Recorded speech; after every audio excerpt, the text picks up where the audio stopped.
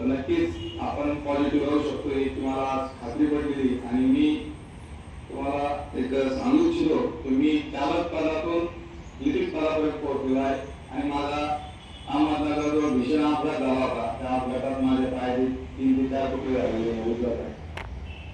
त्यामुळे माणसाला जीवनात अशक्य ही कोणतीच गोष्ट नाही। आपण म्हणतो वेळ नाही, या जगात सरांनी जे सांगितलं साहेबांना मुद्दा म्हटलं तर प्रत्येक अनेक विचाराचे माणसं या ठिकाणी असतात। तुम्ही पंतप्रधानांचा उल्लेख केला पण साहेबांचा सांगायचा उद्देश हा होता का पंतप्रधान इतके बिझी आपण नाही, ते बिझी असून सुद्धा ते वेळ देतात।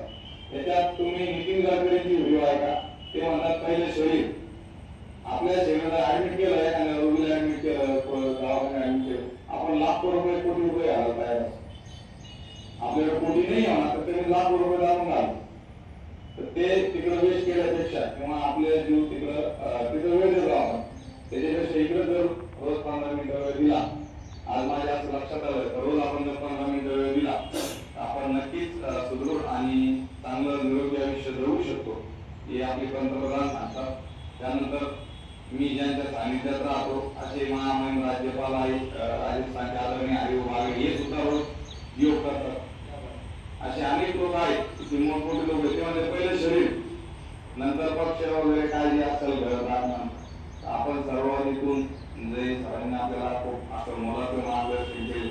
मला कल्पना नव्हती सर 14 वर्षात प्रशिक्षण घेण्याचं खूप कंटाळा आलो होतो आणि माझ्या बाजूला राहिलो होतो त्यांना आज इथं येऊन मला खूप आनंद झालेला आहे। आणि मला तर असं वाटतं ही जी पॉझिटिव्हिटी आहे ती आपल्या प्रत्येक कर्मचाऱ्यात गेली पाहिजे। पण एवढं असं आहे की जिल्ह्याच्या ठिकाणी जर हे प्रशिक्षण झालं आणि आपले चालक वाहकाला सुद्धा समजा प्रवाशाशी बोलताना त्याला काय होतं सर आपलं नेमकं तो विभागात येतो, विभागात थोडंसं काल सरांनी सांगितलं सरांनी तर त्यांना व्यवस्थित पालन न त्यांची सुट्टी जाते, बायकोचा ताण असतो, शिक्षणाचा ताण असतो, आर्थिक अडचण असते।